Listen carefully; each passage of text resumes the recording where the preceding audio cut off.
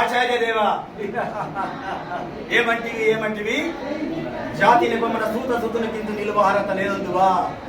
ఎంత మాట ఇది క్షాత్ర పరీక్ష కానీ క్షత్రియ వేష కాదు కాకూడదు, ఇది కుల పరీక్ష అందువా. నీ తండ్రి భరద్వాజుని జరణ పెట్టిది, అతి జుగుప్సాకరణ నీ సంభవం పెట్టిది, మట్టి కుండలో పుట్టిది కదా, నీదే కులమో. ఇంత ఏళ అశ్వపితామహుడు కురుకుల బుద్ధుడు నీ శాంతనవుడు శివసముద్రుడు రాజయ్యకు ఊర్వశి పుత్రుడు కాడా, ఈయనదే కులమో. నాతో చెప్తున్నామయ్యా, మా వంశంలో మూల పురుషుడు వశిష్ఠుడు దేవవైశ్యకు ఊర్వశి పుత్రుడు కాడా. అతడు పంచమజాతి కన్యైన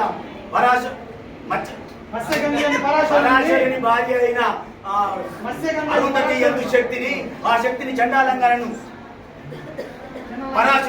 ఆ పరాశరుని పల్లెపడితే అయిన మచ్చగంధి మా తాత వ్యాసుని, ఆ వ్యాసుని విధవరానులైన మా పితామయ్య అంబికతో మా తండ్రిని, పినపితామయ్య అంబాలికతో మా పినతండ్రి పాండురాజును, మా ఇంటి దాచితో ధర్మ నిర్మాణ తేజుని మీతే కీర్తించబడుతున్న ఈ విదురదేవుని కనలేదా.